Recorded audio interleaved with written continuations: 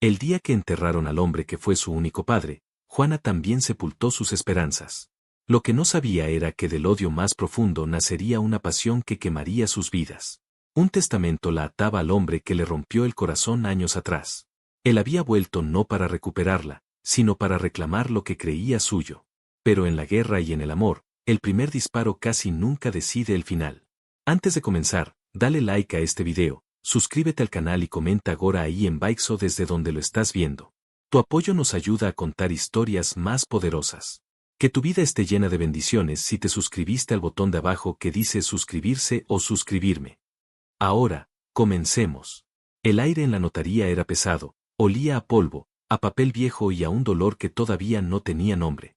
Juana mantenía la espalda recta, con la dignidad que don Ramiro, el hombre que la había criado, le había enseñado. Sentía las miradas de los pocos presentes clavadas en su nuca. Para ellos, ella era la intrusa, la huérfana que había vivido de la caridad del patriarca de los viñedos La Esperanza. Nadie sabía que cada uva cosechada, cada botella etiquetada, llevaba el sudor de su frente y las cicatrices de sus manos. A su lado, tenso como la cuerda de un violín a punto de romperse, estaba Antonio. Hacía 10 años que no lo veía. La última vez fue una noche de verano, bajo un cielo estrellado que fue testigo de una promesa rota y de un beso que sabía a traición. Ahora, su rostro era el de un hombre tallado por la indiferencia, con una mandíbula apretada y unos ojos oscuros que la miraban como si fuera una extraña, una plaga en su herencia. El notario, un hombrecillo calvo con gafas de media luna, se aclaró la garganta y desdobló el testamento con una parsimonia exasperante. Yo, Ramiro de la Fuente, en pleno uso de mis facultades mentales, lego mis bienes de la siguiente manera. Juana contuvo el aliento. Esperaba que su abuelo postizo hubiera sido justo, que hubiera reconocido sus años de lealtad y trabajo.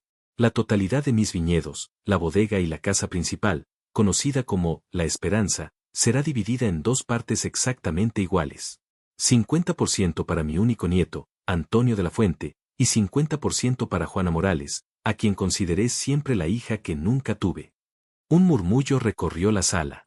Juana sintió un golpe en el estómago, una mezcla de gratitud y pánico. 50%. Era más de lo que había soñado, pero también era una condena.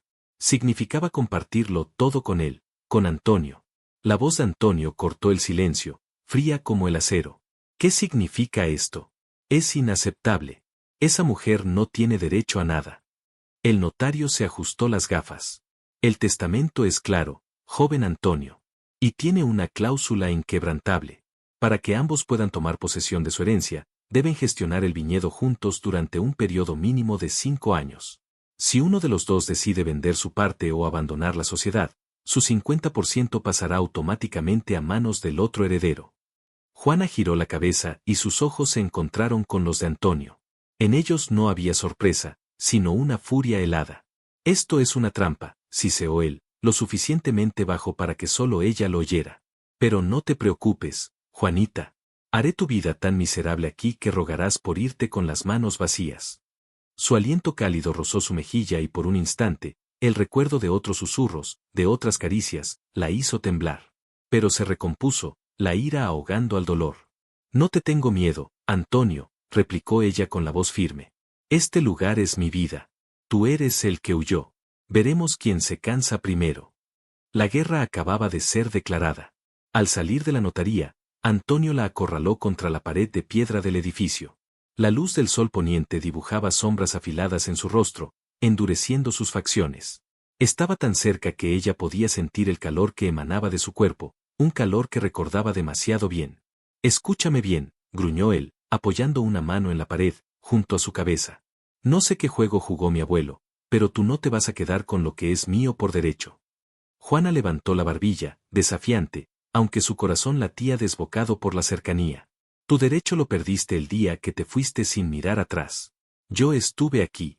Yo cuidé de él. Yo trabajé esta tierra mientras tú te dabas la gran vida en la ciudad. La gran vida, se rió él sin humor.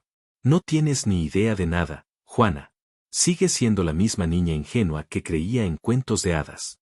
Sus ojos bajaron a sus labios, y por una fracción de segundo, la furia en su mirada fue reemplazada por otra cosa, algo oscuro y posesivo. Tú y yo tenemos un asunto pendiente, ¿lo recuerdas? Quizás es hora de que lo resolvamos.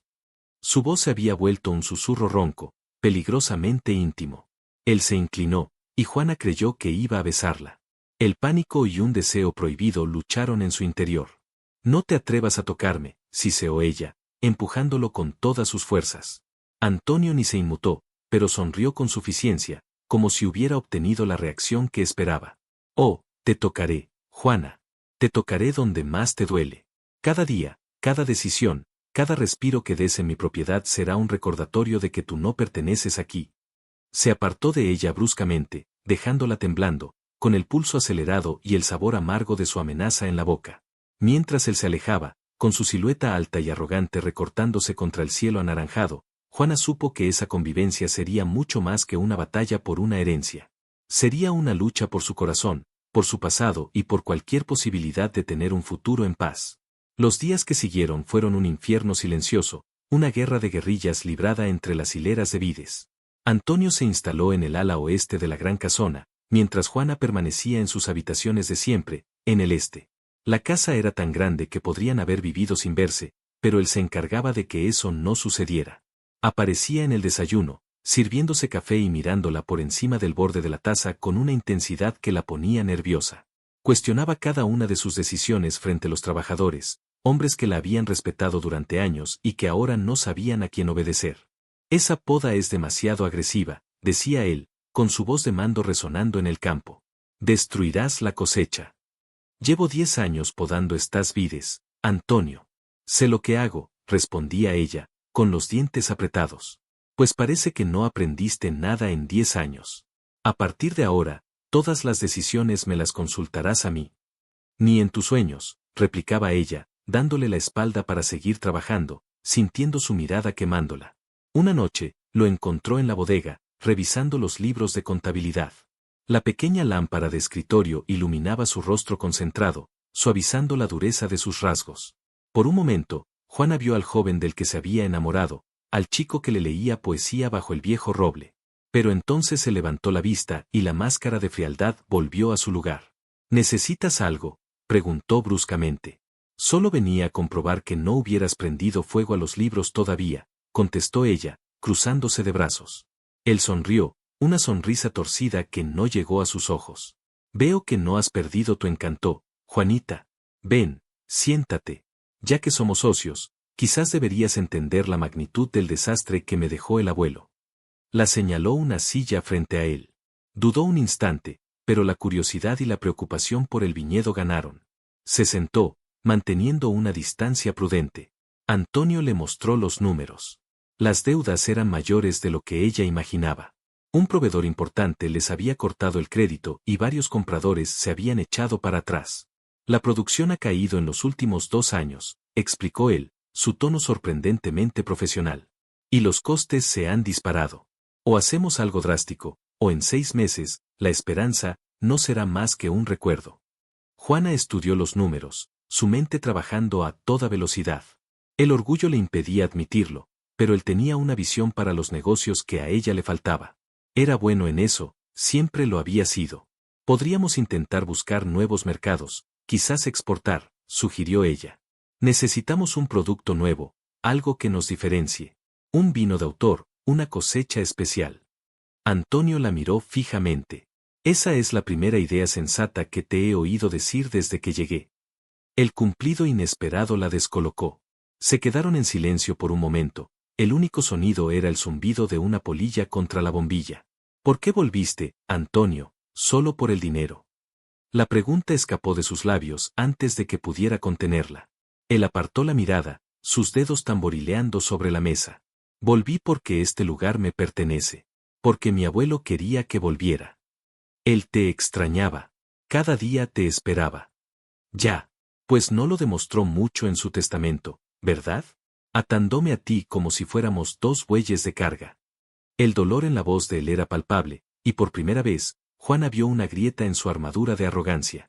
Se dio cuenta de que él también estaba herido, de que la extraña decisión de don Ramiro lo había afectado más de lo que aparentaba. En ese momento de tregua, mientras analizaban facturas y estrategias, un nuevo sentimiento se instaló entre ellos. No era paz, sino una especie de respeto a regañadientes, el reconocimiento de que se necesitaban mutuamente para salvar lo único que ambos amaban. La tensión, sin embargo, seguía ahí, latente, cambiando de forma. Ya no era solo rabia, ahora era una corriente eléctrica de conciencia mutua. Si sus manos se rozaban al pasar un papel, ambos sentían una pequeña descarga. Si él se inclinaba sobre su hombro para señalar una cifra, ella contenía la respiración, embriagada por su aroma a tierra y a colonia cara. Una tarde, una tormenta de verano estalló de repente, atrapándolos en el viejo granero donde se almacenaban las barricas más antiguas. La lluvia golpeaba el techo de zinc con una furia ensordecedora, y los relámpagos iluminaban el interior a intervalos, proyectando sus sombras en las paredes. Estaban revisando el inventario, un trabajo tedioso que los había mantenido ocupados y a distancia. Maldita sea, masculló Antonio, mirando la cortina de agua a través de la puerta abierta. Estaremos aquí un buen rato. Juana se abrazó a sí misma, un escalofrío recorriendo su espalda, aunque no era por el frío. No me importa. Me gusta el olor a tierra mojada. Antonio se apoyó en una pila de cajas, observándola. La luz de un relámpago iluminó su rostro, y Juana vio la melancolía en sus ojos. A mí también, dijo él en voz baja. Me recuerda a cuando éramos niños. Nos escondíamos aquí para que mi abuelo no nos encontrara. Tú te escondías, corrigió ella con una pequeña sonrisa. Yo siempre tenía que sacarte de los líos. Eras buena en eso, admitió él. Dio un paso hacia ella, luego otro. El espacio entre ellos se redujo hasta volverse casi inexistente. Dime una cosa, Juana, ¿alguna vez piensas en esa noche, la última noche? Su pregunta la golpeó como un puñetazo en el estómago. La imagen de ellos dos, jóvenes y llenos de sueños, junto al arroyo, volvió con una claridad dolorosa. El sabor de su beso, la promesa que le hizo, y cómo la rompió al amanecer. No, mintió ella, su voz temblando ligeramente. Fue hace mucho tiempo. No tiene importancia. Mientes, susurró él, levantando una mano para apartar un mechón de pelo húmedo de su mejilla. Su roce fue como fuego sobre su piel. Juana se estremeció, pero no se apartó. Estaba atrapada en la intensidad de su mirada, en la tormenta de sus ojos que reflejaba la tormenta de fuera. Claro que tiene importancia. Lo cambió todo entre nosotros. Se inclinó lentamente, su boca a centímetros de la de ella. El mundo se redujo a ese pequeño espacio, al sonido de la lluvia y al latido de sus propios corazones. Antonio, no, empezó a decir ella, pero la palabra murió en su garganta cuando los labios de él rozaron los suyos, suaves, tentativos, un fantasma del pasado. El beso fue breve, apenas un susurro, pero fue suficiente para despertar todo lo que habían intentado enterrar durante 10 años. Se apartó, con la respiración agitada, y en sus ojos había una mezcla de deseo, rabia y confusión. Antes de que ninguno de los dos pudiera decir nada, el sonido de un motor lo sobresaltó. Una camioneta se detuvo frente al granero y de ella bajó Ricardo, el veterinario del pueblo. Era un hombre bueno, amable y sonriente, que llevaba semanas intentando invitar a salir a Juana. Sostenía un gran paraguas. Juana, vi la tormenta y me preocupé. ¿Estás bien? La aparición de Ricardo rompió el hechizo. Juana dio un paso atrás de Antonio, como si la hubieran sorprendido haciendo algo malo. Ricardo, hola. Sí, estamos bien, solo atrapados por la lluvia. La mirada de Antonio se endureció como el granito. Sus ojos viajaron de Juana a Ricardo, y una emoción que Juana no esperaba ver en él apareció en su rostro, unos celos puros, primitivos. Ricardo sonrió, ajeno a la tensión. Bueno, ya que estoy aquí, vine a invitarte a cenar esta noche. Para celebrar el nuevo contrato que conseguiste con el restaurante de la capital. Me lo contaron en el pueblo. Juana miró de reojo a Antonio. La expresión de su rostro era indescifrable, pero sus puños estaban apretados. La idea de escapar de él, de respirar un aire que no estuviera cargado de recuerdos y deseos prohibidos, fue tentadora. Me encantaría, Ricardo. Gracias. Perfecto, dijo Ricardo, radiante. Paso por ti a las 8. Vamos, te acompaño a la casa con el paraguas. Juana asintió y caminó junto a Ricardo, saliendo del granero. Al llegar a la puerta, se giró para mirar a Antonio. Él seguía allí, inmóvil, una figura solitaria y oscura entre las sombras y las barricas. Sus ojos la siguieron con una intensidad helada, una promesa de que su conversación y su beso estaban lejos de haber terminado. El juego acababa de cambiar. Ya no era solo una lucha por la tierra, Ahora, sin que ninguno de los dos lo admitiera, era una lucha por ella. La cena con Ricardo fue agradable, tranquila.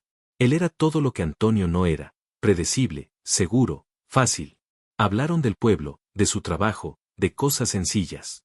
Pero mientras Ricardo le contaba una anécdota divertida sobre una vaca testaruda, la mente de Juana vagaba de regreso al granero, al olor de la lluvia y al tacto de los labios de Antonio.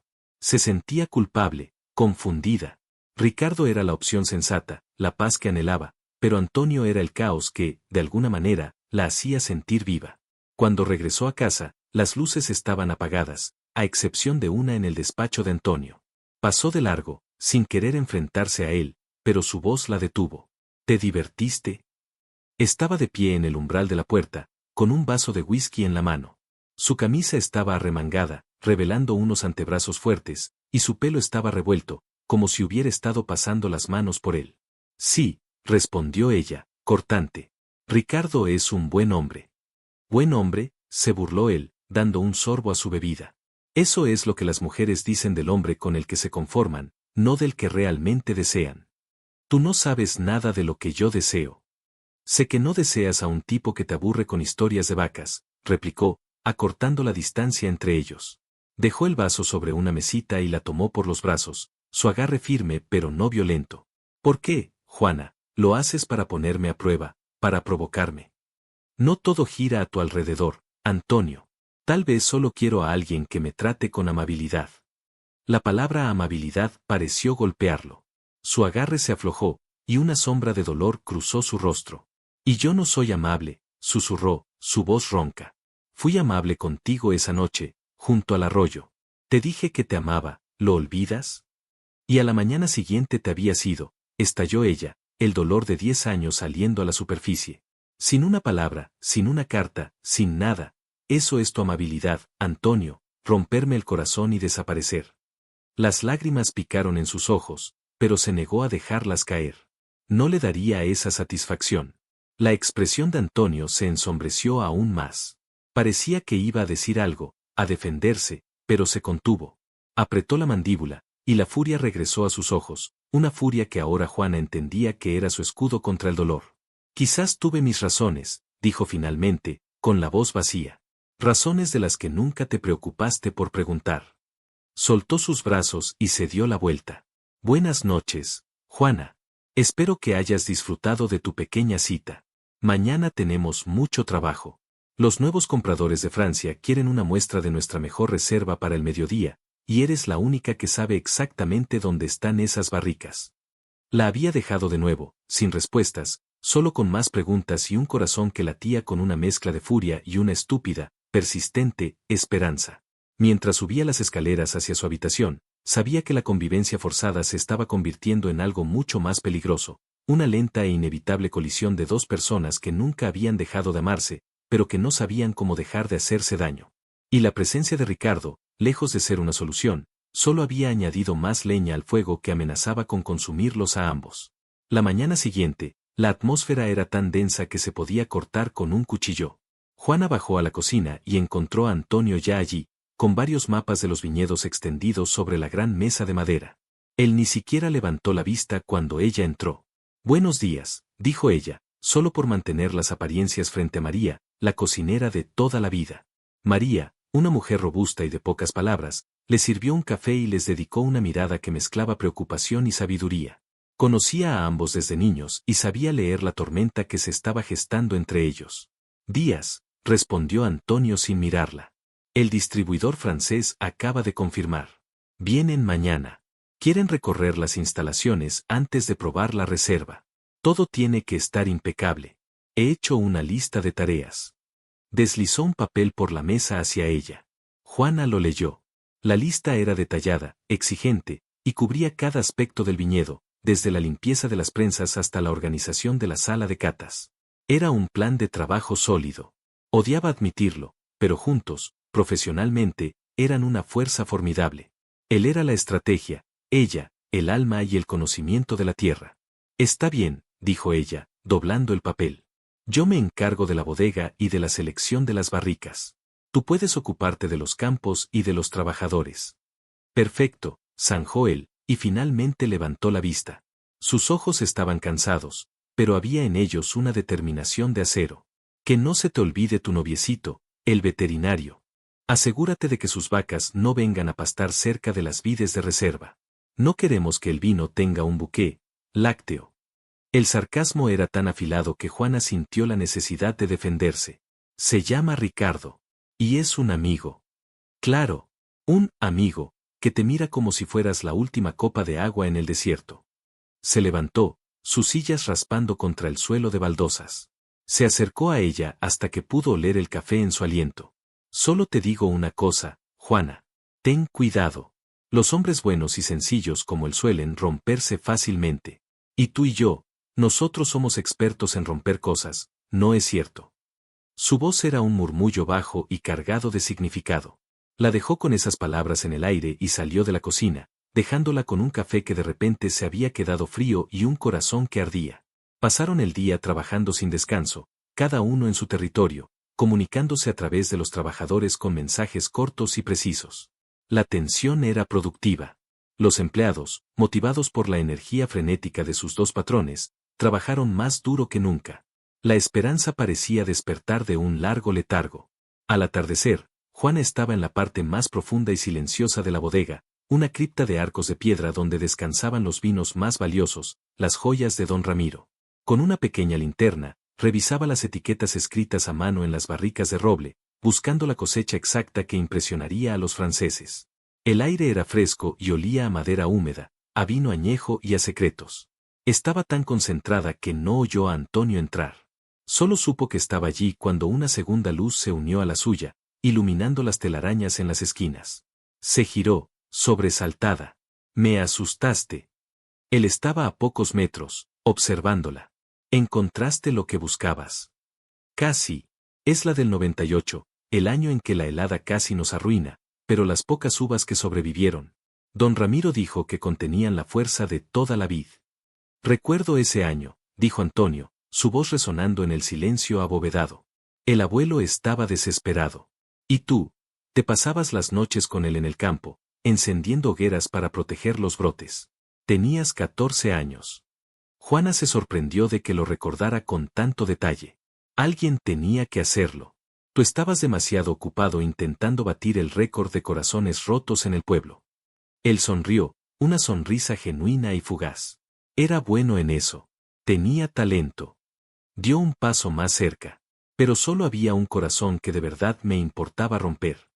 Su confesión la dejó sin aire.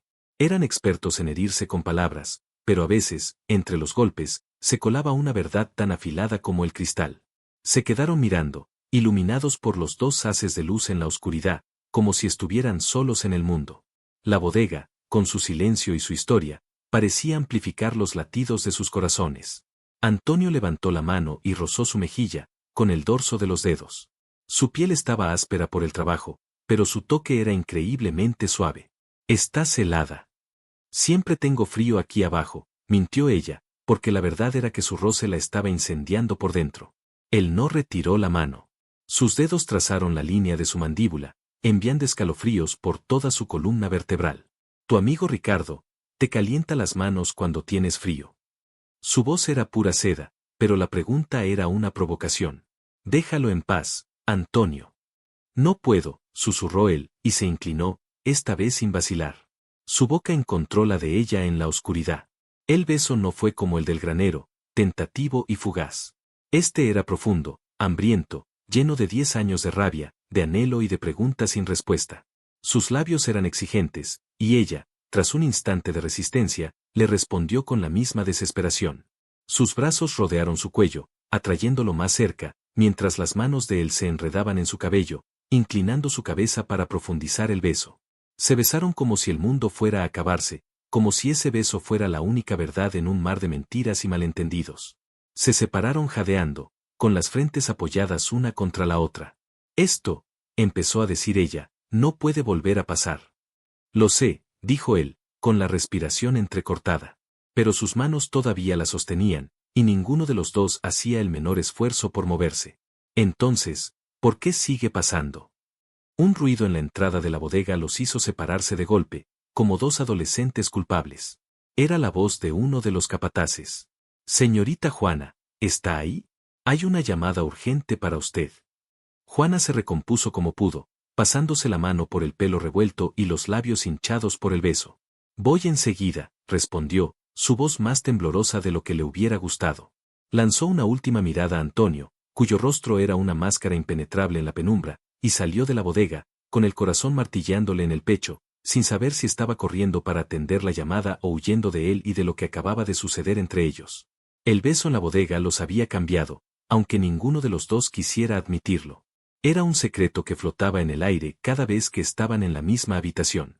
Se evitaban con un cuidado casi cómico, pero Juana sentía los ojos de Antonio sobre ella constantemente, cuando hablaba con los trabajadores, cuando cataba el vino, cuando reía ante una broma del jardinero. Era una mirada posesiva, ardiente, que la hacía sentir desnuda. La visita de los distribuidores franceses fue un éxito rotundo. Quedaron impresionados por la profesionalidad de Antonio y encantados con la pasión con la que Juana hablaba de los vinos. Cuando probaron la reserva del 98, sus rostros lo dijeron todo. Cerraron el trato allí mismo, un contrato que no solo salvaría a la Esperanza, sino que la pondría en el mapa internacional. Esa noche, para celebrar, los trabajadores organizaron una pequeña fiesta improvisada en el patio principal. Encendieron una hoguera, sacaron guitarras y algunas botellas del vino más joven. La atmósfera era alegre, llena de un optimismo que no se respiraba en el viñedo desde hacía años. Juana reía y charlaba con todos, sintiéndose feliz y orgullosa por primera vez en mucho tiempo. Vio a Antonio apartado del grupo, apoyado en una columna, observando las llamas con una copa de vino en la mano. Su alegría vaciló. Debía ir a hablar con él, a reconocer que ese triunfo era de los dos. Respiró hondo y se acercó. Ha sido un buen día, dijo ella a modo de saludo. Él asintió, sin mirarla. El primero de muchos, si seguimos trabajando así. Gracias, Antonio, por tu ayuda. Yo sola no lo habría conseguido. Ambos lo sabemos, dijo él, y por fin giró la cabeza para mirarla. La luz del fuego danzaba en sus ojos, haciéndolos parecer más oscuros y profundos. Pero que esto no te confunda, Juana. Un buen negocio no borra el pasado. Justo en ese momento, la camioneta de Ricardo apareció en el camino de entrada. Había prometido pasar a felicitarla. Se bajó con una sonrisa y un ramo de flores silvestres en la mano. Juana, felicidades. Todo el pueblo habla de vuestro éxito. El ambiente alrededor de Antonio se congeló. Su mandíbula se tensó visiblemente mientras observaba a Ricardo entregarle las flores a Juana y darle un beso amistoso en la mejilla. Gracias, Ricardo. Eres muy amable, dijo Juana, incómoda por la mirada penetrante de Antonio.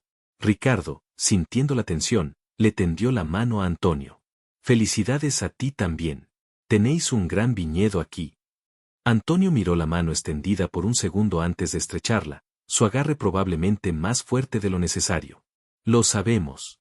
Y lo cuidamos muy bien de extraños. El mensaje era claro.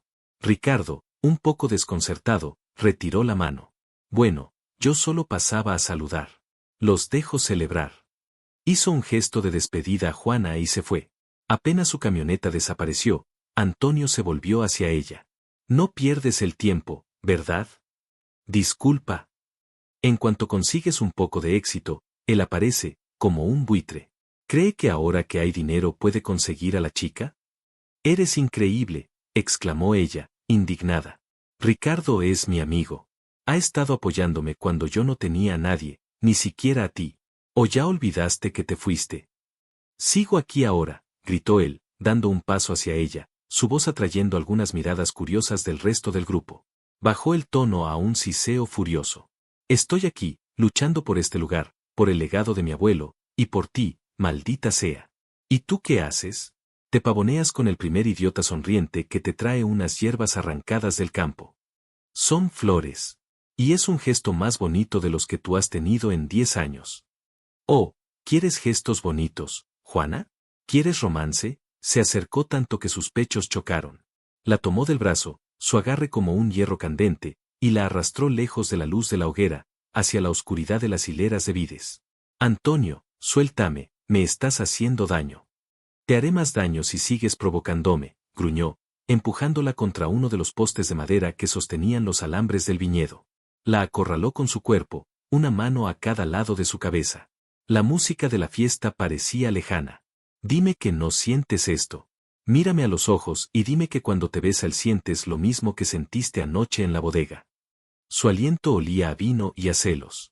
Juana luchaba por mantener la calma, pero tenerlo tan cerca, sentir la dureza de su cuerpo contra el suyo, estaba desmoronando todas sus defensas. Lo que siento no es de tu incumbencia. Todo lo que te concierne es de mi incumbencia, replicó él, su voz quebrándose ligeramente. Siempre lo ha sido. Cometí un error, Juana. El error más grande de mi vida fue dejarte. Lo sé, pero he vuelto. Y no voy a quedarme de brazos cruzados mientras otro hombre te toca, ¿entiendes? No lo haré. Su furia se disipó, dejando en su lugar una vulnerabilidad que la desarmó por completo.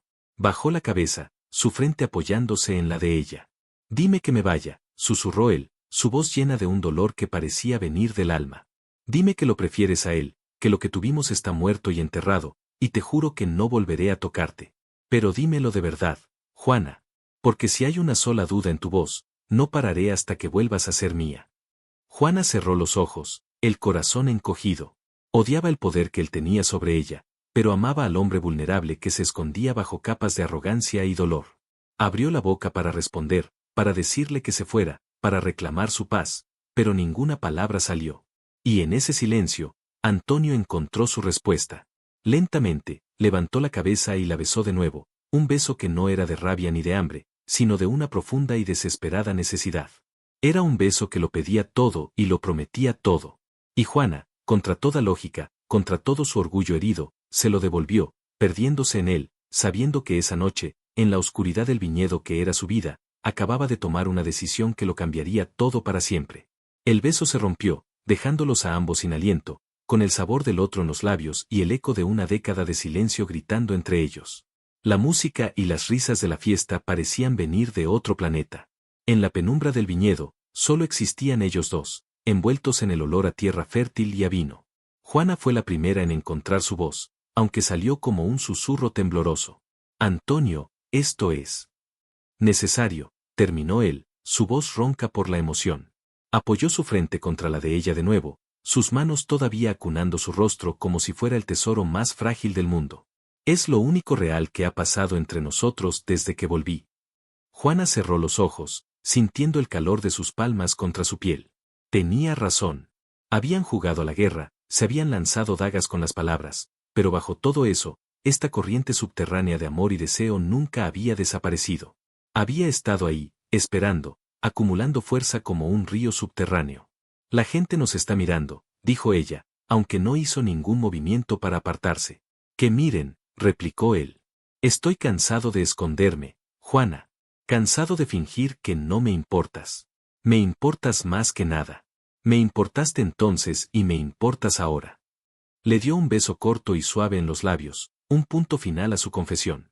Pero tienes razón. No podemos darles un espectáculo. No todavía. Hay demasiadas cosas que aclarar, entre nosotros y en este lugar. Necesitamos ser inteligentes. La tomó de la mano, y la sensación de sus dedos entrelazándose con los de ella después de tanto tiempo fue tan impactante como el beso. Vamos a caminar. Lejos de ellos. La guió a través de las hileras de vides, adentrándose en la oscuridad, hacia el viejo roble que se alzaba en la colina más alta de la propiedad, el mismo roble bajo el cual él le había leído poesía y le había robado su primer beso. Se sentaron en la hierba, que todavía estaba fresca por el rocío de la noche. Desde allí, las luces de la fiesta eran solo un parpadeo distante. Lo siento, dijo él de repente, rompiendo el cómodo silencio. ¿Por qué? Por la forma en que te traté cuando llegué. Fui un bruto, un imbécil. Pero verte, después de tanto tiempo, trabajando la tierra de mi abuelo como si fuera tuya, y luego verte con ese tipo, Ricardo, me volví loco. No supe cómo manejarlo. También fui dura contigo, admitió ella. Estaba tan herida, Antonio. El dolor se había convertido en una armadura para mí. Verte aquí, tan arrogante, queriendo tomar el control, fue como si volvieras a abandonarme. Él apretó su mano. Nunca quise abandonarte. Las cosas se complicaron. Hubo una conversación con mi abuelo esa mañana, justo antes de que me fuera. Me hizo prometerle algo. Hizo una pausa, como si las palabras le pesaran. Me dijo que no era lo suficientemente hombre para ti ni para este lugar. Dijo que te haría daño, que te arrastraría con mi inmadurez. Me hizo prometer que no volvería hasta que pudiera ofrecerte algo más que sueños rotos y un apellido. Me fui para demostrarle que estaba equivocado. Me fui para poder volver y ser digno de ti. La confesión la dejó helada. Don Ramiro, el hombre que la había protegido, también había sido el arquitecto de su mayor dolor. Pero, ¿por qué nunca me dijiste nada? Una carta, una llamada. El orgullo, Juana. Mi estúpido y maldito orgullo. Y su condición fue clara, nada de contacto. Debía desaparecer y volver convertido en un hombre. Al principio, estaba furioso. Luego, con el tiempo, empecé a entender su miedo. Yo era un desastre, un rebelde sin causa. Y tú eras luz pura. Te habría consumido. Así que me concentré en trabajar, en estudiar, en convertirme en el hombre que él quería que fuera. Pero pasaron los años, y el silencio se hizo cada vez más grande, más pesado. No sabía cómo romperlo. Y entonces él murió, y su testamento me forzó a volver y a enfrentarte. Fue su última jugada. Creo que, a su manera, quería arreglar lo que rompió. Juana apoyó la cabeza en su hombro, asimilando todo. No perdonaba el dolor, pero por primera vez, lo entendía. Entendía el tormento en sus ojos, la rabia que era solo una fachada para su propia herida. Trabajemos juntos, Antonio, susurró ella. De verdad. Como socios. Como amigos, para empezar. No quiero ser tu amigo, Juana, dijo él, girando el rostro para que sus labios rozaran su cabello. Pero aceptaré ser tu socio de día, mientras me dejes ser el hombre que te roba besos en la oscuridad de la noche.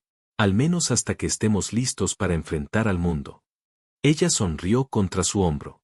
Suena como un trato que puedo aceptar. Se quedaron así, abrazados bajo el viejo roble, mientras la fiesta se extinguía a lo lejos. Era una tregua frágil, un nuevo comienzo construido sobre las ruinas del pasado. Sabían que el camino no sería fácil, pero por primera vez en 10 años, estaban mirando en la misma dirección, juntos. Los días siguientes, una nueva energía se apoderó de la esperanza. La Guerra Fría había terminado, reemplazada por una colaboración tan eficiente que asombró a los trabajadores. Tomaban decisiones juntos, caminaban por los campos lado a lado, sus conversaciones mezclando cifras de producción con recuerdos compartidos. La tensión seguía ahí, pero ahora era un hilo dorado que los conectaba, visible solo para ellos. Se comunicaban con miradas por encima de las cabezas de los demás, con roces de manos accidentales al pasarse documentos. Las noches se convirtieron en su santuario. Se encontraban en la bodega, con la excusa de catar las nuevas añadas, y allí, entre las barricas silenciosas, se permitían ser ellos mismos. Sus besos eran largos y profundos, cargados de la urgencia de los años perdidos. «¿Sabes?», le dijo él una noche, mientras sus dedos trazaban el contorno de sus labios, «siempre me pregunté cómo sabrían tus labios ahora.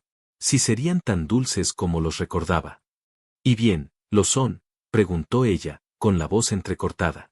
«Mucho más», susurró él antes de besarla de nuevo. «Saben a vino, a sol y a todos los años que esperé para volver a probarlos. Eres adictiva, Juana». «Tú no te quedas atrás», respondió ella, atreviéndose a morder suavemente su labio inferior. «Siempre fuiste un problema. Mi problema favorito». Sus interacciones estaban llenas de esa picardía, de diálogos susurrados que los hacían sonreír como tontos cuando estaban solos. Antonio descubrió el placer de hacerla sonrojar en los momentos más inesperados. Una vez, mientras ella explicaba a un grupo de visitantes el proceso de fermentación, él se paró detrás de ella y le susurró al oído: «Esta noche quiero que me expliques ese mismo proceso, pero mucho más despacio, y sin ropa». Juana casi se atraganta, pero logró terminar su explicación con una profesionalidad impecable, aunque con las mejillas ardiendo. Más tarde, se vengó. Mientras él estaba en una llamada importante con un importador de Tokio, ella se deslizó en su despacho y empezó a desabotonar lentamente su blusa, mirándolo fijamente. Antonio perdió el hilo de la conversación, tartamudeó y tuvo que colgar abruptamente, para luego abalanzarse sobre ella con un gruñido que era mitad frustración y mitad deseo puro. «Vas a matarme, mujer». «Ese es el plan», jadeó ella entre besos. Su relación secreta florecía en las sombras, alimentada por el peligro de ser descubiertos y la emoción de redescubrirse el uno al otro. Una tarde, mientras trabajaban hasta tarde en la oficina, catalogando pedidos, Juana se quejó de que le dolían los pies. Sin decir una palabra, Antonio se arrodilló, le quitó las botas y comenzó a masajear sus pies con una habilidad sorprendente. Ella suspiró de placer, echando la cabeza hacia atrás. Vaya, tienes talento para muchas cosas, Antonio de la Fuente. Aún no has visto nada, replicó él con una sonrisa pícara, sus pulgares trabajando los nudos de tensión en sus arcos. El gesto fue tan tierno, tan íntimo, que a Juana se le llenaron los ojos de lágrimas. No era solo pasión lo que había entre ellos, era cuidado, era devoción. Sin embargo, su felicidad clandestina no pasó desapercibida. Ricardo, en sus visitas cada vez menos frecuentes, notaba el cambio en Juana. Había un brillo en sus ojos, una sonrisa perpetua en sus labios que no estaba allí antes. Y notaba la forma en que Antonio la miraba, no como a una socia, sino como un león que custodia a su reina. Un día, la encontró sola, revisando unas parras enfermas. «Estás diferente, Juana», dijo él amablemente. «Feliz». «Lo estoy, Ricardo. El viñedo va bien. Estamos trabajando duro. No es solo el viñedo. Es él, ¿verdad? Ten cuidado.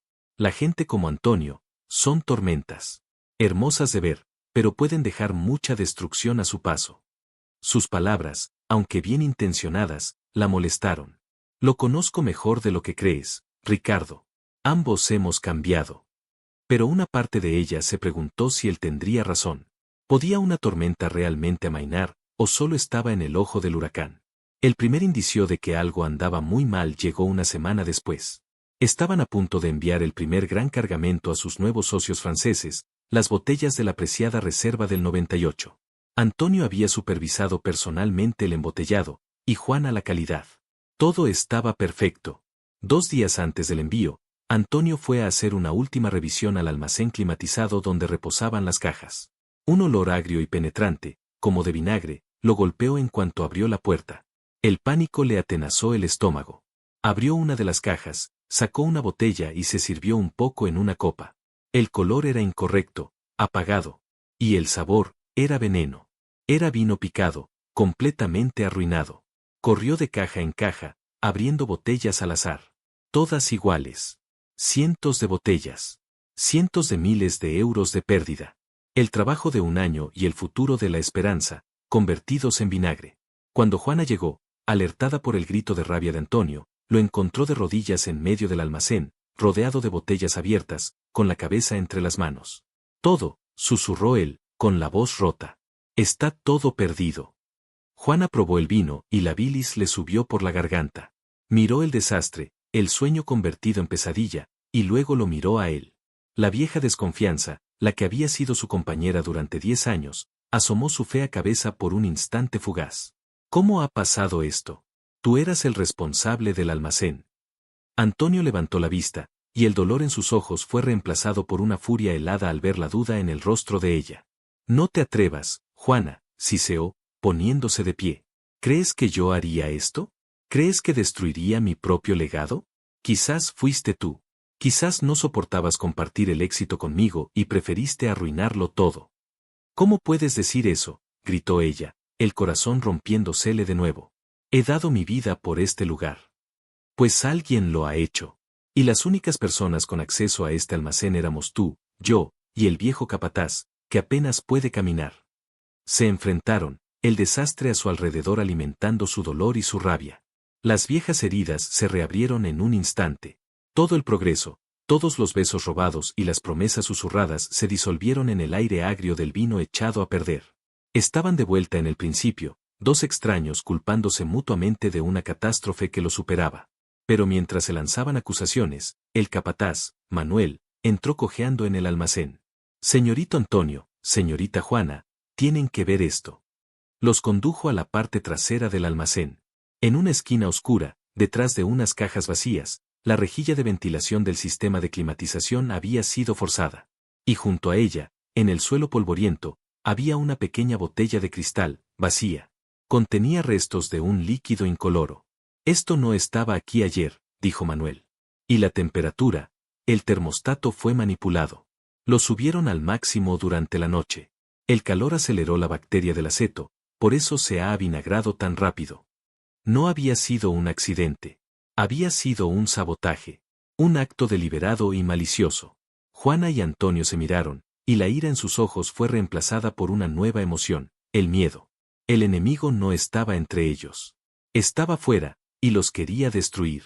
La comprensión los golpeó al mismo tiempo, uniendo de nuevo su frágil alianza frente a una amenaza real y desconocida. La atmósfera en La Esperanza se volvió sombría.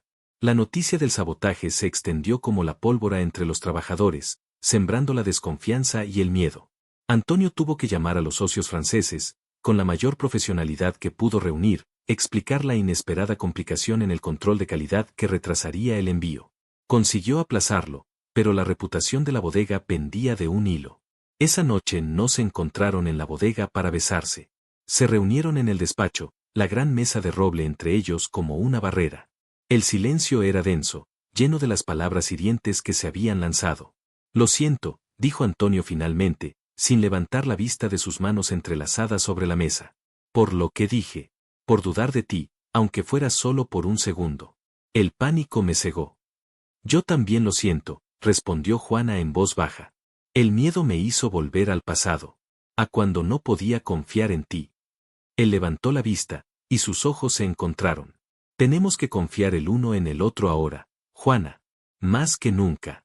Quienquiera que haya hecho esto, sabía exactamente dónde golpear. Conocía nuestros procedimientos, nuestros puntos débiles. Tiene que ser alguien de dentro, o alguien que conozca muy bien el viñedo. Pasaron las siguientes horas analizando, pensando, escribiendo listas de posibles sospechosos. ¿Un empleado despedido recientemente? ¿Un competidor celoso del contrato con los franceses? Revisaron las finanzas, el personal, los registros de visitas. No encontraron nada. Es como un fantasma, dijo Juana, frotándose los ojos cansados. El sol comenzaba a despuntar por la ventana.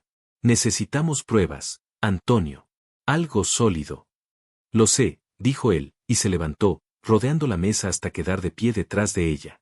Puso sus manos sobre sus hombros tensos y comenzó a masajearlos suavemente. Ella se relajó bajo su tacto, apoyando la cabeza hacia atrás contra su estómago. Encontraremos a quien hizo esto, le aseguró él, su voz un murmullo tranquilizador. Y pagará por ello. Te lo prometo. En los días siguientes, se convirtieron en detectives. Fingían normalidad ante los empleados, pero observaban cada movimiento, cada palabra. La tensión los unió aún más, forjando un vínculo más fuerte que la simple pasión.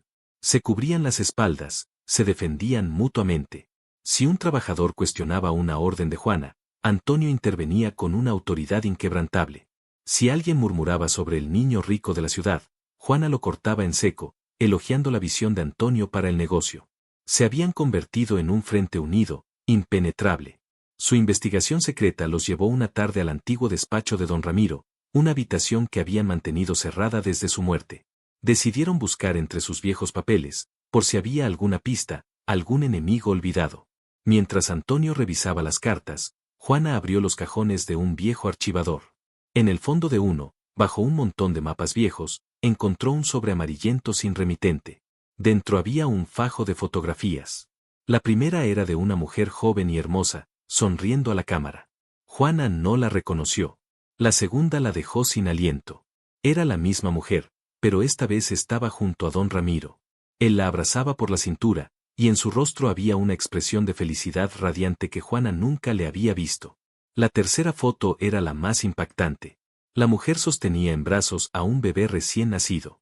Y al dorso, con una caligrafía temblorosa, había una fecha y unas palabras: nuestro hijo, Mateo. Que Dios nos perdone. ¿Qué es eso?, preguntó Antonio, notando su palidez. Ella le entregó las fotos en silencio. Él las miró, su expresión pasando de la confusión a la incredulidad y finalmente al shock. No, no puede ser. Mi abuelo, él siempre dijo que mi padre era su único hijo. Parece que nos mintió a todos, susurró Juana. De repente, la historia familiar que creían conocer se desmoronó. Don Ramiro, el patriarca honorable, tenía un secreto. Un hijo ilegítimo. ¿Quién es ella? ¿Y dónde está ese niño, Mateo?, se preguntó Antonio, su mente trabajando a toda velocidad. ¿Podría este secreto tener algo que ver con el sabotaje? ¿Era posible que un medio hermano resentido, un heredero olvidado, hubiera vuelto para reclamar lo que creía suyo? Era una posibilidad tan descabellada como aterradora. Decidieron guardar el secreto por el momento. Tenían que ser discretos, investigar a esa mujer sin levantar sospechas. El primer paso era identificarla. Juana recordó haber visto un rostro vagamente familiar en algunas de las fotos antiguas del pueblo que María, la cocinera, guardaba en un álbum. Fueron a la cocina. María estaba preparando la cena. Con una excusa inventada sobre un proyecto para documentar la historia del viñedo, le pidieron ver sus viejos álbumes. Pasaron las páginas, llenas de rostros sonrientes en fiestas de la vendimia y bodas de décadas pasadas. Y entonces, Juana la encontró. Era ella, la mujer de la foto. Más joven, pero inconfundible. María, ¿quién es esta mujer?, preguntó Juana, señalando la foto. María se ajustó las gafas. Ah, pobrecita. Se llamaba Elena. Trabajaba aquí, en la casa, cuando yo empecé. Era una buena chica, pero con la cabeza llena de sueños. Se enamoró de quien no debía. Hizo una pausa, mirando nerviosamente hacia la puerta. ¿Y de quién se enamoró?, presionó Antonio. María bajó la voz. Del patrón. De don Ramiro. Todo el mundo lo sabía, pero nadie decía nada. Fue un gran escándalo en su momento. Un día, simplemente, desapareció. El patrón dijo que había vuelto con su familia a otra región. Pero siempre hubo rumores. ¿Qué rumores?, preguntó Juana, conteniendo el aliento. Que estaba embarazada. Y que don Ramiro la había enviado lejos para evitar la vergüenza. El corazón de Antonio y Juana latía con fuerza. La historia era real. Tenían un tío, un heredero, en algún lugar del mundo. Un hombre que podría odiarlos, que podría querer destruir todo lo que representaban. Mientras asimilaban esta revelación, un nuevo desastre los golpeó, esta vez de forma mucho más directa y peligrosa. A la mañana siguiente, estaban probando la nueva embotelladora que habían comprado para reemplazar parte del equipo dañado indirectamente por el sabotaje del almacén. Era una máquina moderna, supuestamente segura. Juana, por su experiencia, estaba calibrando la presión de los corchos. Ten cuidado, le dijo Antonio, apoyado en el marco de la puerta, observándola con una mezcla de admiración y preocupación. Tranquilo, he hecho esto 1000 veces, respondió ella con una sonrisa. Pero algo iba mal. La máquina empezó a hacer un ruido extraño, un silbido agudo que iba en aumento. Juana, apágala, dijo Antonio, su tono de repente lleno de alarma. Ella fue a pulsar el botón de parada de emergencia, pero antes de que pudiera alcanzarlo, una de las líneas de presión explotó con la fuerza de un disparo. Una lluvia de fragmentos de metal y vidrio salió disparada en todas direcciones. Juana gritó, cubriéndose instintivamente el rostro con los brazos. Pero en una fracción de segundo, Antonio cruzó la habitación y se abalanzó sobre ella, empujándola al suelo y cubriéndola con su propio cuerpo. Oyeron el impacto de los trozos de metal al chocar contra la pared y otras máquinas a su alrededor. Un dolor agudo hizo que Antonio gruñera. Cuando el estruendo cesó, reinó un silencio sepulcral, roto solo por el goteo de vino de unas botellas rotas. Antonio, ¿estás bien?, preguntó Juana, con la voz ahogada bajo el peso de él. Él se apartó lentamente, y ella vio que tenía la manga de la camisa rota y un corte profundo y sangrante en el antebrazo. Estoy bien, dijo, jadeando, pero su rostro estaba pálido. No te ha pasado nada, ¿verdad? Ella negó con la cabeza, temblando. Se sentó, rodeada de cristales rotos y el olor a vino. Si Antonio no hubiera reaccionado, esos fragmentos le habrían dado de lleno. Miraron la máquina destrozada. Un perno de seguridad, uno que regulaba la presión, había sido limado, debilitado a propósito para que fallara al alcanzar cierta velocidad. No había sido un accidente. Había sido un intento de herirla, o algo peor. Antonio se agarró el brazo, la sangre empapando su camisa. Se miraron, el terror reflejado en los ojos del otro. Esto ya no era un ataque contra el viñedo. Era un ataque contra ellos. Y el enemigo invisible acababa de demostrar que estaba dispuesto a matar para conseguir lo que quería. La guerra por la esperanza se había vuelto una lucha por sus vidas. El grito de Juana se ahogó en el polvo y el olor a metal caliente. El rojo oscuro que manchaba la camisa de Antonio no era vino. Era su sangre. Por un instante, el mundo se detuvo, un zumbido agudo llenando sus oídos. Luego, la adrenalina la golpeó como un rayo. ¡Antonio!, exclamó, ayudándolo a sentarse, su voz temblando. Dios mío, está sangrando. Él hizo una mueca de dolor, mirándose el brazo como si perteneciera a otra persona. No es nada. Un rasguño. Un rasguño. Antonio, podría haberte matado. Podrías haber muerto. Las lágrimas de pánico y gratitud se mezclaron en sus mejillas. Él la había salvado. Sin dudarlo, se había puesto entre ella y la muerte. Ignorando a los trabajadores que comenzaban a llegar, alertados por el estruendo, ella le arrancó un trozo de su propia blusa y lo presionó con fuerza sobre la herida para detener la hemorragia. Tenemos que llevarte a un médico. No, dijo él con firmeza, su mano libre cubriendo la de ella sobre la herida. Sin médicos. Sin policía. Todavía no. Esto es exactamente lo que él quiere. Que cunda el pánico, que llamemos la atención, que parezcamos incompetentes o que estamos bajo asedio. No le daremos esa satisfacción. A pesar del dolor, sus ojos ardían con una determinación feroz. La miró, y en esa mirada Juana vio un cambio irrevocable. Ya no eran solo amantes clandestinos. Eran soldados en la misma trinchera. Ayúdame a levantarme, ordenó. Apoyándose en ella, cojeando ligeramente por el golpe de la caída, caminaron hacia la casa principal, dejando atrás el caos y las miradas atónitas de los empleados. En el gran baño de su habitación, con un botiquín de primeros auxilios abierto sobre el mármol, Juana se convirtió en su enfermera. Limpió la herida con una delicadeza que contradecía la urgencia de la situación. Él se sentó en el borde de la bañera, en silencio, observando su rostro concentrado, sus manos firmes. Siempre me has cuidado, susurró él, rompiendo el silencio. Incluso cuando éramos niños. Cuando me caí de ese árbol, fuiste tú quien me limpió las rodillas. Alguien tenía que hacerlo, respondió ella sin levantar la vista, aunque una pequeña sonrisa tiró de sus labios. Siempre estabas buscando problemas. Parece que los problemas me encontraron a mí esta vez, dijo él, su voz volviéndose seria. Cuando ella terminó de vendarle el brazo, levantó su mano y besó las yemas de sus dedos. Gracias, Juana. El gesto, tan tierno en medio de la violencia que acababan de experimentar, la desarmó. No tenías que hacerlo, Antonio. Podrías. Ese chichache, la interrumpió, poniendo un dedo en sus labios. Sí, tenía que hacerlo. ¿Crees que podría vivir en un mundo donde no estás tú? Este viñedo, el dinero, el legado, nada de eso significa nada si no estás a mi lado. ¿No lo entiendes todavía? La atrajo hacia él, y ella se arrodilló entre sus piernas, apoyando la cabeza en su pecho. Él la abrazó con su brazo bueno, hundiendo la cara en su pelo. Tengo miedo, Antonio, confesó ella en un susurro. Yo también, admitió él. Pero ya no estamos solos en esto. Quienquiera que sea este Mateo, cometió dos errores graves hoy. El primero fue no matarnos. El segundo, y más importante, fue mostrarnos lo mucho que nos necesitamos el uno al otro. Se quedaron así por un largo tiempo, encontrando fuerza en su abrazo. La batalla acababa de escalar, pero por primera vez, se sentían preparados para lucharla juntos, hasta el final. Su estrategia cambió esa misma noche. La discreción ya no era una opción, la supervivencia lo era todo. Mientras compartían una cena tardía en la cocina, con la casa en silencio a su alrededor, trazaron un plan.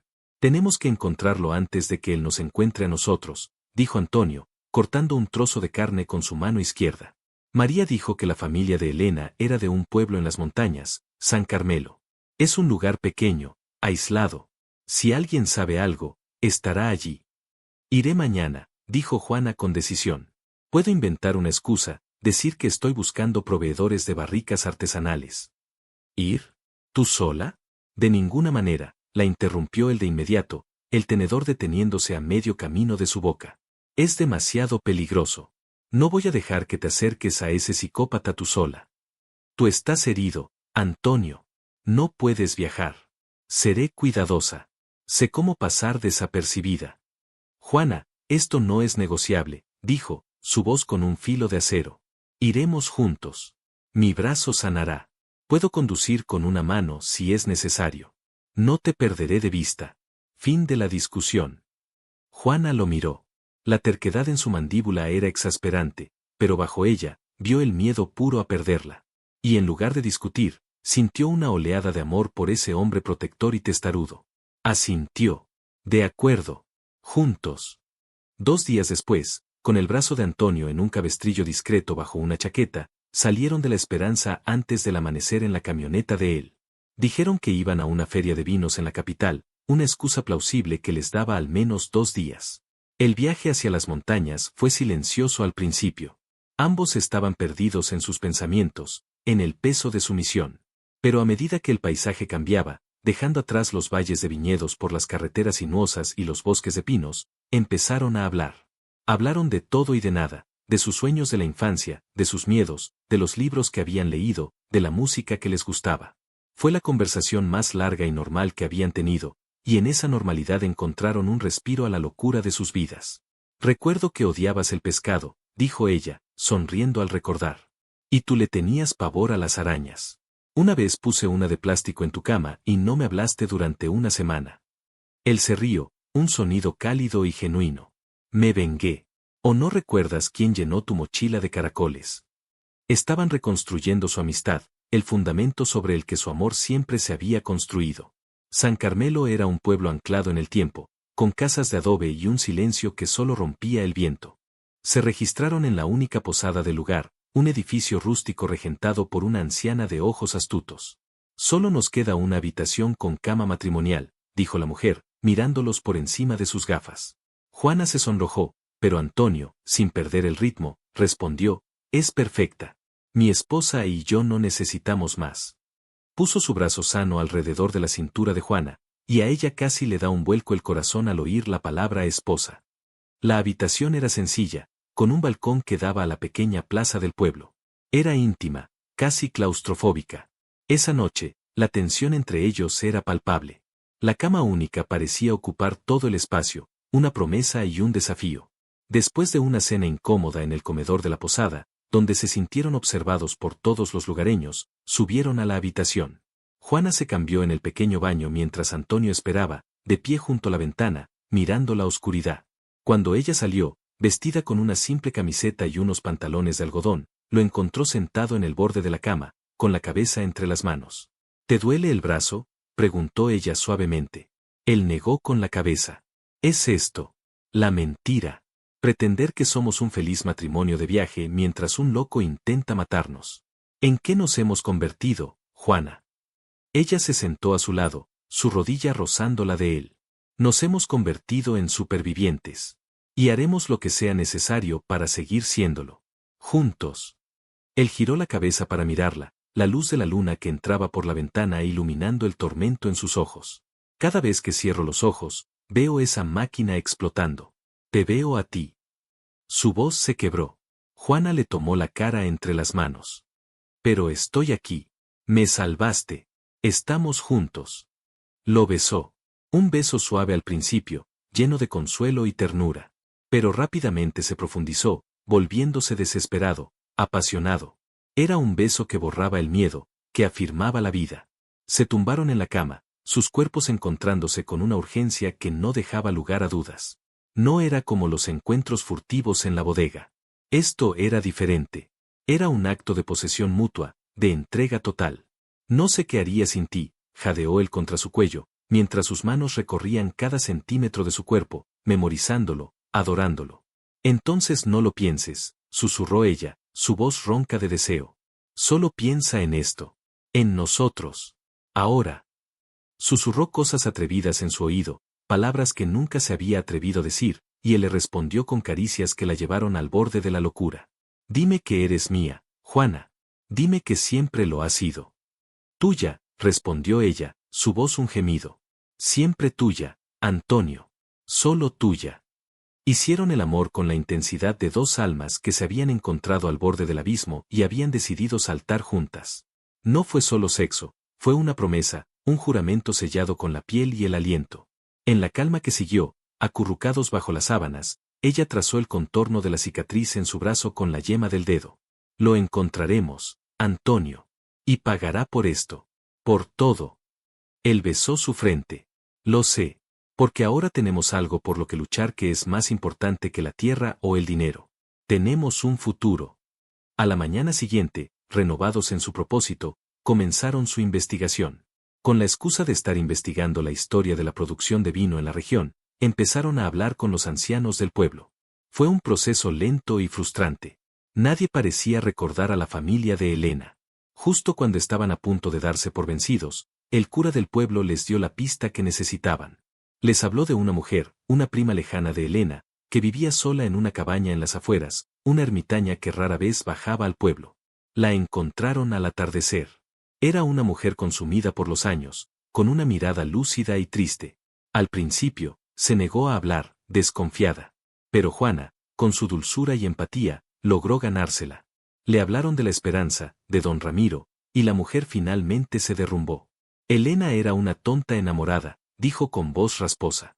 Y Ramiro, él la quería, a su manera. Cuando ella quedó embarazada, él quiso reconocer al niño. Le ofreció matrimonio, pero su familia, nuestro hermano mayor sobre todo, no lo permitió. Era una cuestión de honor, de orgullo estúpido. Dijeron que éramos gente pobre pero honrada y no aceptaríamos la caridad de un rico que había deshonrado a nuestra sangre. La mujer les contó la trágica historia. Elena fue obligada por su familia a tener al niño en secreto.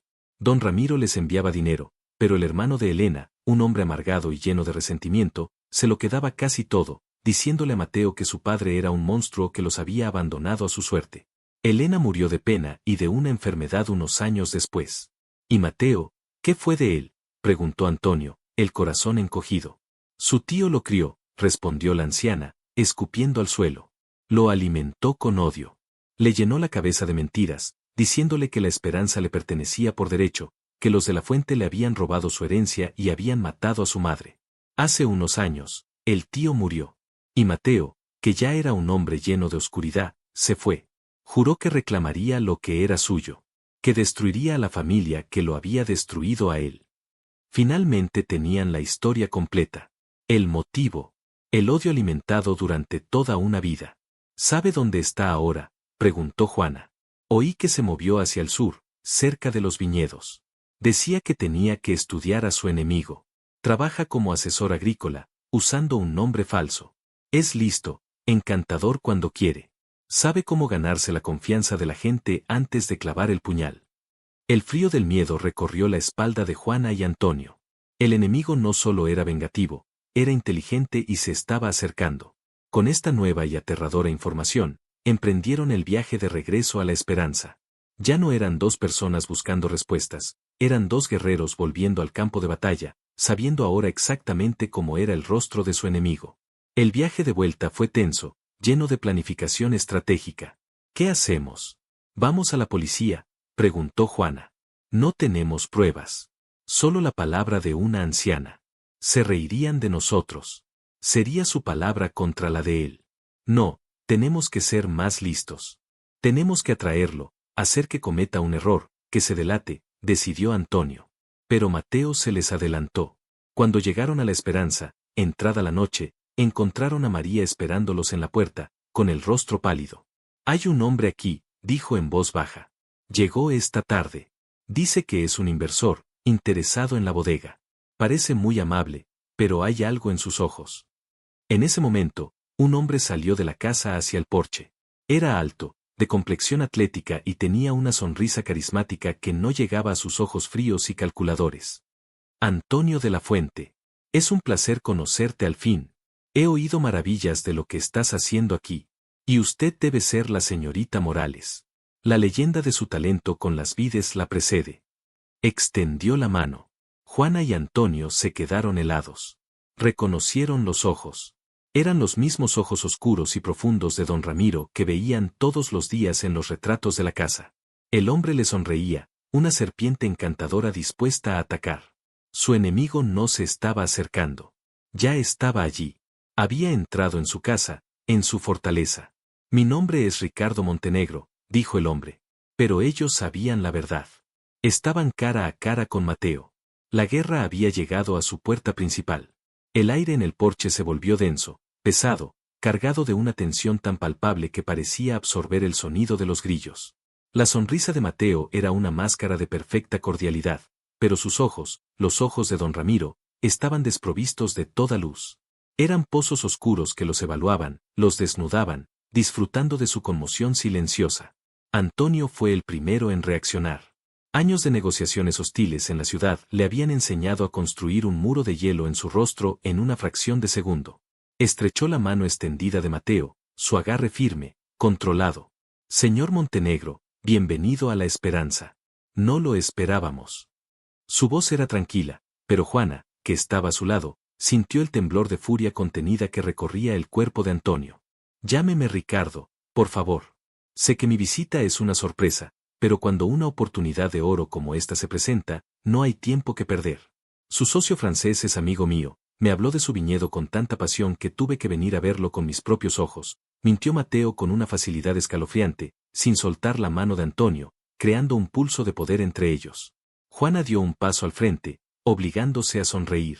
Si Antonio era el hielo, ella sería la miel envenenada. Es un placer tenerlo aquí, Ricardo. Cualquier amigo de nuestros socios es amigo nuestro. Permítame presentarme, soy Juana Morales. Le ofreció la mano, y cuando Mateo la tomó, su piel estaba fría. Su mirada recorrió a Juana de arriba abajo con una apreciación fingida que le revolvió el estómago. Señorita Morales, la belleza de sus viñedos solo es superada por la suya. Ahora entiendo la verdadera joya de este lugar. El cumplido era un dardo lanzado directamente a Antonio, un intento de marcar territorio, de insinuar que todo lo que Antonio poseía, incluida ella, podía ser suyo. Pase, por favor. Ha debido tener un viaje muy largo. María puede prepararle algo de cenar, dijo Juana, guiándolo hacia el interior de la casa, sintiendo que acababa de invitar al lobo a entrar en el corral. La cena fue la actuación más difícil de sus vidas. Se sentaron en el gran comedor, con Mateo en la cabecera de la mesa, el lugar que había pertenecido a don Ramiro. Ocupaba el espacio con una arrogancia natural, como si reclamara su derecho de nacimiento. Habló de sus supuestas inversiones, de sus viajes, de sus conocimientos sobre el vino. Cada palabra era una exhibición de poder, diseñada para hacer que Antonio pareciera un aficionado y Juana una simple campesina. Antonio jugó su papel a la perfección. Escuchaba, asentía, hacía preguntas inteligentes sobre finanzas y distribución. Parecía el perfecto anfitrión, evaluando una propuesta de negocio. Pero Juana veía el músculo que palpitaba en su mandíbula, la forma en que sus nudillos se volvían blancos alrededor de su copa de vino. Ella, por su parte, le respondía a Mateo sobre la tierra, sobre las añadas, demostrando un conocimiento tan profundo y arraigado que desmentía su intento de menospreciarla. Es fascinante, dijo Mateo, apoyándose en la mesa, su mirada clavada en Juana. Sentir tanta pasión por un trozo de tierra. Debe ser como tener un hijo. Uno lo cuida, lo alimenta, y a veces, tiene que arrancarle las malas hierbas de raíz para que no lo ahoguen. La amenaza era tan clara que el aire se espesó. Antonio dejó su copa sobre la mesa con un golpe seco. Aquí cuidamos muy bien lo que es nuestro, Ricardo. Y no permitimos que nadie, por muy bien intencionado que sea, se acerque demasiado a nuestras raíces. La conversación continuó así, una partida de ajedrez verbal donde cada movimiento ocultaba una intención mortal. Finalmente, la noche terminó. Mateo se retiró a la habitación de invitados, la mejor de la casa, que irónicamente estaba al lado del antiguo despacho de don Ramiro. Antonio esperó hasta oír el clic de la puerta de Mateo al cerrarse. Luego, tomó la mano de Juana y la guió en silencio, no a sus habitaciones, sino fuera, a la oscuridad protectora de la noche. Se detuvieron junto al viejo pozo de piedra, lejos de las ventanas de la casa. Está loco, susurró Juana, abrazándose a sí misma. Completamente. ¿Viste sus ojos cuando hablaba del viñedo? Es una obsesión. Antonio la atrajo hacia él, envolviéndola en sus brazos.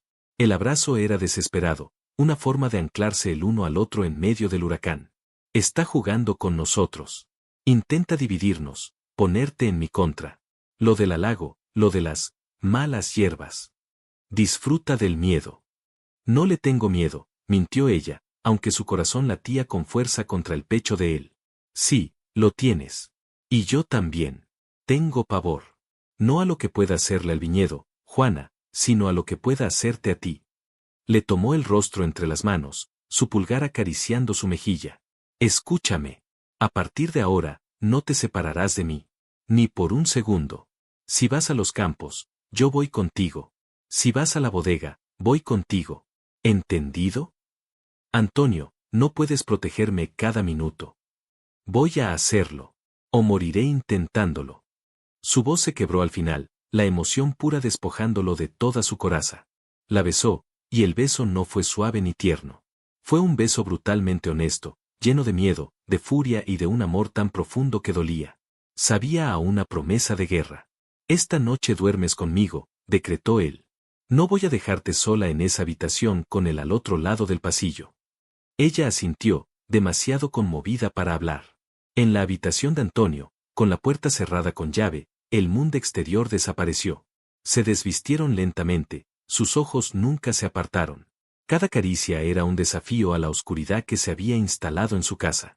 Él besó la cicatriz apenas visible en su hombro, un recuerdo de un accidente de la infancia. Ella besó la venda fresca de su brazo, el testimonio de su sacrificio. Hicieron el amor no con la pasión arrebatada de la posada, sino con una lentitud reverente, un acto de adoración. Era un recordatorio de que en medio del odio y la destrucción, ellos podían crear algo hermoso. Dime que saldremos de esta, susurró ella después, acurrucada contra su costado, escuchando los latidos de su corazón. Te lo prometo, dijo él, su voz un murmullo contra su pelo. Cuando todo esto acabe, me casaré contigo en esta colina, bajo el viejo roble. Y plantaremos una nueva hilera de vides por cada hijo que tengamos. Construiremos algo tan fuerte, Juana, que ninguna tormenta podrá derribarlo.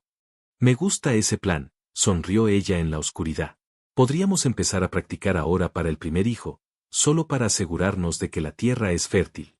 Él se rió suavemente, una vibración cálida contra su espalda. Mujer, eres insaciable. Me encanta.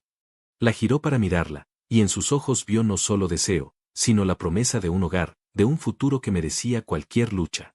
A la mañana siguiente, comenzaron la segunda parte de su plan, encontrar pruebas mientras mantenían a Mateo ocupado. Antonio se ofreció a mostrarle a Ricardo los libros de contabilidad y los planes de expansión. Era un riesgo calculado. Mientras Antonio lo mantenía atrapado en el despacho, Juana tenía una pequeña ventana de oportunidad. Voy a revisar su coche, le susurró a Antonio mientras pasaba a su lado en el pasillo. Busca algo, cualquier cosa que lo vincule con San Carmelo o que demuestre que no es quien dice ser. Antonio asintió sutilmente, una mirada de advertencia en sus ojos. Ten cuidado. El coche de Mateo, un sedán de lujo caro e impersonal, estaba aparcado cerca del granero. Forzando una de las viejas llaves del taller, Juana logró abrir la guantera. El corazón le martilleaba en el pecho. Dentro, encontró lo de siempre, el manual del coche, mapas, gafas de sol. Pero en el fondo, metido en un sobre, había un recibo de una gasolinera. El recibo era de hacía 3 días y la gasolinera estaba en un pueblo a solo 20 kilómetros de San Carmelo. No era una prueba irrefutable, pero era algo. Era una mentira. Se había acercado mucho más al pueblo de lo que un inversor que venía de la capital necesitaría. Tomó una foto del recibo con su teléfono y volvió a colocar todo en su sitio justo cuando oía pasos. Se escondió detrás de un tractor y vio a Mateo caminando desde la casa. No iba hacia el coche. Iba hacia la vieja embotelladora, el lugar del accidente. Juana lo observó, conteniendo el aliento. Mateo miró la máquina destrozada con una sonrisa casi imperceptible. Luego, se agachó y recogió algo del suelo, algo pequeño y brillante. Lo miró por un segundo y se lo metió en el bolsillo. Un perno. Probablemente el mismo perno de seguridad limado que él mismo había dejado caer. La sangre de Juana se heló. Había vuelto a la escena del crimen, un error de arrogancia. Se escabulló de vuelta a la casa, con el corazón desbocado. Tenía el recibo. Tenía la imagen de él recogiendo el perno. Necesitaba contárselo a Antonio. Pero Mateo ya había salido del despacho. Se cruzó con ella en el gran salón. Señorita Morales, ¿disfrutando de un paseo matutino? Su sonrisa era depredadora. Algo así, respondió ella, intentando mantener la calma. Admirando la cosecha. Claro. Es una pena que a veces las mejores cosechas se arruinen por un solo elemento podrido. Hablando de eso, Antonio me ha contado el desafortunado incidente con su reserva. Terrible. Parece que alguien quiere hacerles daño. Hay que tener mucho cuidado en quien se confía en estos tiempos. Pasó a su lado, rozando su brazo deliberadamente.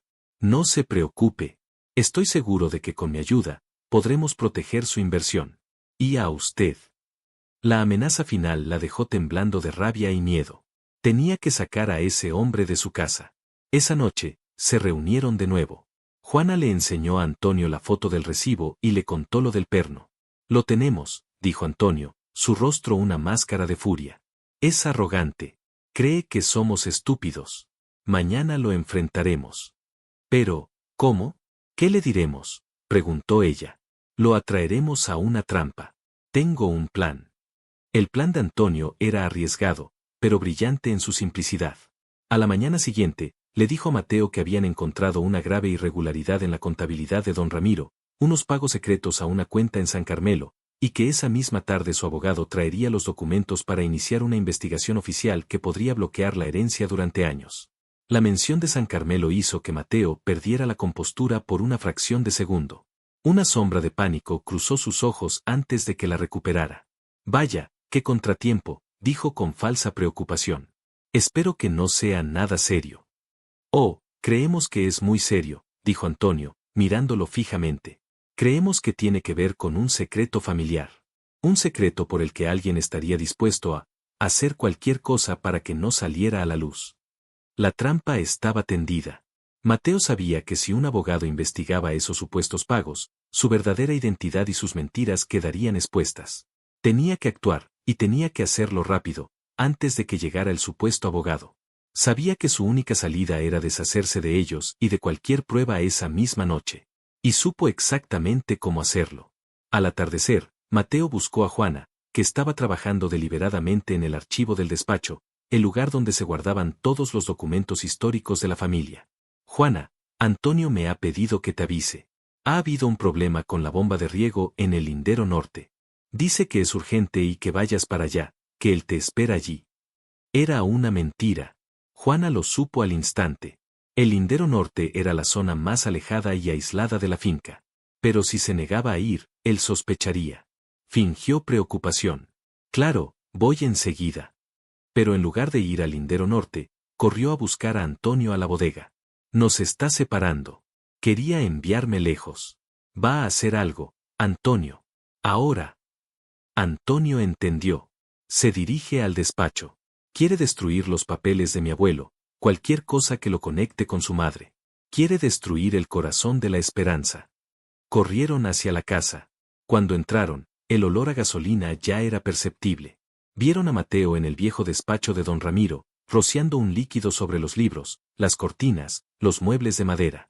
Mateo, se acabó, dijo Antonio desde la puerta. Mateo se giró, su rostro ya no era una máscara de encanto, sino una mueca de odio puro. Así que lo sabíais, siseó. Me subestimasteis. Pero da igual. Si yo no puedo tener este lugar, nadie lo tendrá. Con un gesto rápido, arrojó un mechero encendido a la habitación. Las llamas prendieron al instante con una explosión sorda, devorando las cortinas y trepando por las paredes de madera. Una pared de fuego les cortó el paso. Antonio, los papeles de las fotos, los guardé en la caja fuerte de la pared, gritó Juana. Era la única prueba de su existencia. Antonio, sin pensarlo, cogió un pesado tapiz de la pared, lo empapó con el vino de una botella ornamental y se cubrió con él. Abre la caja, yo lo detendré. Se lanzó a través de las llamas mientras Juana corría hacia la caja fuerte, oculta detrás de un retrato de don Ramiro. Mateo intentó huir por el otro lado, pero Antonio, envuelto en humo y furia, lo placó. Los dos hombres rodaron por el suelo, una maraña de puñetazos y gruñidos. Juana giró la combinación, sus dedos temblando por el calor insoportable. La caja se abrió. Cogió el sobre con las fotos justo cuando una viga de madera del techo, envuelta en llamas, se desplomó, bloqueando su salida y separándola de Antonio. ¡Antonio!, gritó, atrapada. Antonio vio a Juana rodeada de fuego. Una rabia primordial le dio fuerzas. Golpeó a Mateo con tal fuerza que lo dejó aturdido en el suelo. Juana, aguanta. Miró a su alrededor, desesperado, y vio una vieja silla de roble. La levantó con un grito de esfuerzo y la arrojó contra la gran ventana del despacho, haciendo añicos los cristales. El aire fresco entró, pero también avivó las llamas. ¡Salta!, le gritó a Juana. Ella corrió y saltó a través del marco roto, cayendo sobre los arbustos del jardín justo cuando Antonio salía tras ella. Se pusieron de pie, tosiendo, cubiertos de hollín, justo para ver cómo el techo del despacho se derrumbaba con un estruendo aterrador. Miraron hacia adentro. Mateo yacía inconsciente en el suelo, las llamas acercándose peligrosamente a él. Por un segundo, Antonio vaciló. Ese hombre había intentado matarlos, había intentado destruir sus vidas. Pero al mirar los ojos aterrorizados de Juana, vio el reflejo de la compasión de su abuelo. No podían dejarlo morir así. Con la ayuda de 2 trabajadores que habían llegado corriendo, lograron arrastrar el cuerpo de Mateo fuera, segundos antes de que toda el ala de la casa fuera consumida por el fuego. Mientras las sirenas de los bomberos y la policía sonaban a lo lejos, Juana y Antonio se abrazaron, temblando, entre los restos humeantes de su hogar. Ella todavía apretaba el sobre con las fotos en su mano. Habían perdido una parte de su pasado, pero habían salvado su futuro. Un año después, el sol de la tarde bañaba la esperanza con una luz dorada.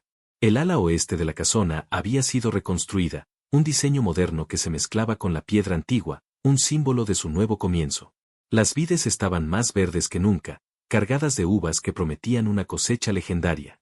Antonio estaba de pie en el porche, mirando a Juana. Estaba sentada bajo el viejo roble, el mismo lugar de sus primeros besos. Una suave brisa agitaba su vestido, y el sol hacía brillar su pelo. Pero no estaba sola. En sus brazos, dormía un pequeño bulto envuelto en una manta blanca. Caminó hacia ella, su corazón rebosando de un amor tan vasto que parecía imposible de contener. «Mira qué tranquilos estamos», dijo Juana en un susurro, sonriendo al pequeño rostro de su hijo. Lo habían llamado Ramiro. Él se sentó a su lado, pasando un brazo por sus hombros y besando su sien. «Tiene tus ojos. Y tu terquedad», se rió ella.